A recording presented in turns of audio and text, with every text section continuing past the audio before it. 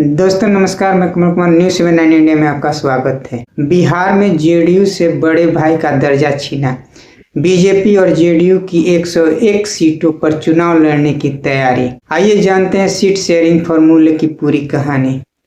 नवंबर 2005 में सत्ता संभालने के बाद पहला मौका है कि जब जेडीयू सीट बंटवारे में बड़े भाई की भूमिका में नहीं रही।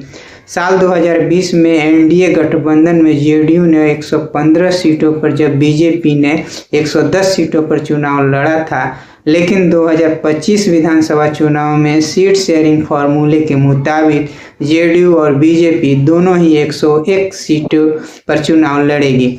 12 अक्टूबर को हुई घोषणा के मुताबिक एनडीए महागठबंधन के लोजपा 29 सीटों पर, हिंदुस्तान आवाम मोर्चा और राष्ट्रीय लोक मोर्चा 6 सीटों पर चुनाव लड़ेगी। बीते 2 दशकों में बड़े भाई का स्टेटस एंजॉय कर रहे जेडीयू कार्यकर्ताओं के लिए यह बड़ा झटका माना जा रहा है। विधानसभा चुनाव लड़ चुके जेडीयू के एक नेता ने नाम नहीं बताने के शर्त पर कहते हैं कि बड़े भाई छोटे भाई की तो रहने ही दीजिए, अभी तो सबसे बड़ा सवाल ये है कि जेडीयू बचेगी या नहीं। एनडीए में सीट शेयरिंग के इस फॉर्मूले के बाद जेडीयू कार्यकर्ताओं के बीच बेचैनी और निराशा बढ़ गई है। वहीं इस सवाल को भी एक बार फिर कुरेद दिया है कि चुनाव के बाद जेडीयू के बतौर पार्टी क्या स्थिति होगी। जाहिर तौर पर इसमें जेडीयू का नेतृत्व नीतीश कुमार के सेहत का सवाल भी जुड़ता है। सवाल ये भी है कि लोजपा या चिराग पासवान इतनी सारी सीटों अपने पाले में करने में कैसे सफल रहे, जबकि एनडीए खेमे में एक और दलित नेता यानी जीतन राम मांझी की हमको बीते विधानसभा चुनाव से 1 सीट कम मिली। इस बार वो 6 सीटों पर चुनाव लड़ेगी, जबकि 2020 के विधानसभा चुनाव में पार्टी ने 7 सीटों पर अपने उम्मीदवार उतारे थे। 12 अक्टूबर को सीट शेयरिंग का फॉर्मूला जब एनडीए नेताओं ने अपने सोशल अकाउंट पर शेयर किया तो संशय से भरे जेडीयू कार्यकर्ताओं को निराशा ने घेर लिया। दरअसल इस साल की शुरुआत में मंत्रिमंडल विस्तार के बाद से ही जेडीयू नेता बार बार कह रहे थे कि वो विधानसभा चुनाव ज़्यादा सीटों पर लड़ेंगे। दरअसल फरवरी महीने में हुए इस विस्तार में सभी मंत्री बीजेपी कोटे से आते थे, यानी जेडीयू का एक भी नेता मंत्रिमंडल विस्तार का हिस्सा नहीं था। उल्टे ये पहला मौका था जब एनडीए सरकार ने बीजेपी के मंत्रियों की संख्या जेडीयू से 1.5 गुना ज़्यादा हो गई थी। उस वक्त खुद को तसल्ली और मीडिया के सवालों को शांत करने के लिए जेडीयू के प्रवक्ता बार बार दोहराते थे कि पार्टी विधानसभा चुनाव में बीजेपी से ज़्यादा सीटों पर चुनाव लड़ेगी, चाहे एक ही सीट ज़्यादा क्यों न हो। 2 दशकों से बिहार की राजनीति की धुरी रही जेडीयू के बड़े भाई का स्टेटस दरअसल 2024 के लोकसभा चुनाव के दौरान ही संकट में आ गया था। इस लोकसभा चुनाव में पार्टी 16 सीटों पर लड़ी थी, जबकि बीजेपी 17 सीटों पर। इससे पहले के लोकसभा चुनाव देखें तो साल 2019 में जेडीयू और बीजेपी दोनों ही 17 सीटों पर चुनाव लड़ी। वहीं साल 2009 में जेडीयू ने बिहार में लोकसभा के कुल 40 सीटों में से 25 सीट लड़ी थी और बीजेपी ने 15 सीटों पर अपने उम्मीदवार उतारे थे। साफ है कि जेडीयू का बड़े भाई का दर्जा छीनने की शुरुआत 2024 के लोकसभा चुनाव से ही हो गई थी।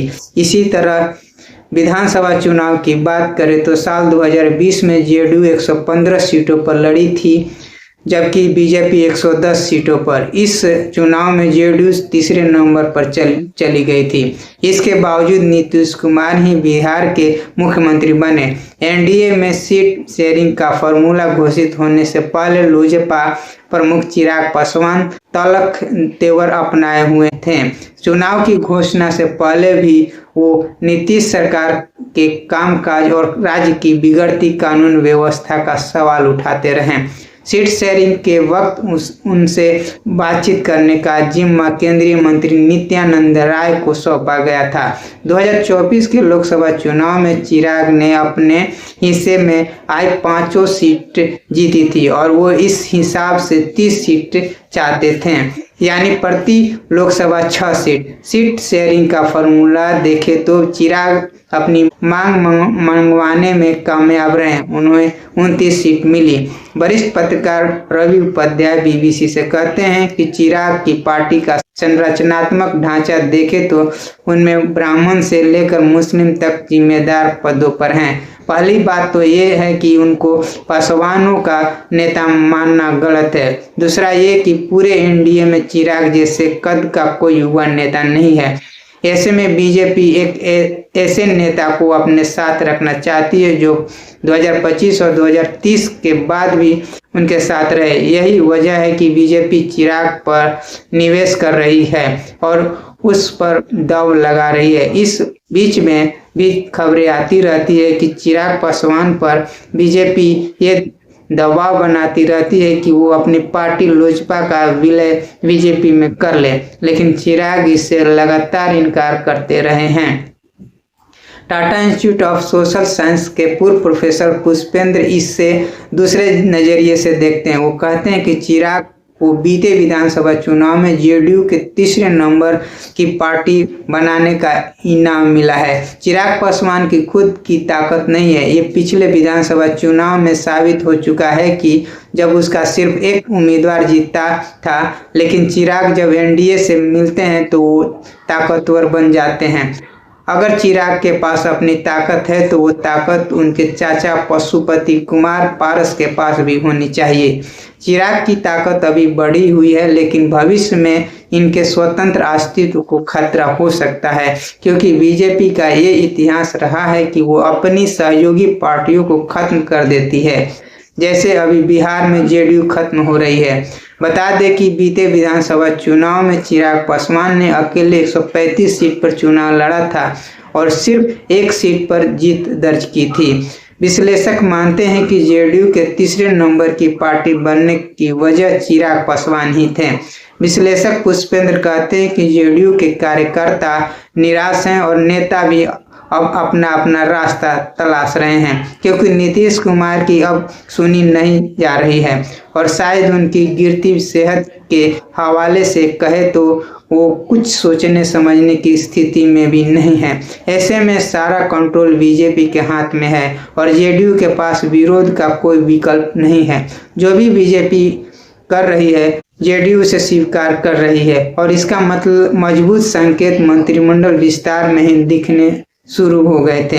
जब बीजेपी ने जेडीयू के वोट बैंक में सेंध लगाने की कोशिश की थी, यानी अति पिछड़ों और कुर्मी कोयरी को अपने कोटे से मंत्री बनाकर, उसी वक्त लग गया था कि बिहार की पॉलिटिक्स में जेडीयू धीरे धीरे अपनी प्रासंगिकता खो देगी। सीट शेयरिंग को लेकर घोषणा के बाद एनडीए गठबंधन में कहीं जोश तो कहीं कसक नजर आ रही है। बीजेपी जहां इस फॉर्मूले से खुश है और सौहार्दपूर्ण माहौल में तय हुआ बता रही है, वही लोजपा सीट शेयरिंग में मिले हिस्से से खुश है। जेडीयू में एक बड़ा हिस्सा हताश है, लेकिन पार्टी प्रवक्ता नीरज कुमार ने एक बयान जारी कर कहा, महागठबंधन को दरार दिख रही है, लेकिन हमारे एनडीए में तो नीतीश जी के निपुणता और मोदी जी के नेतृत्व में बेहतर सामंजस्य है। तेजस्वी तो राहुल गांधी के पॉलिटिकल ड्राइवर बन गए हैं। हमारे यहाँ तो नीतीश जी मुख्यमंत्री बनेंगे,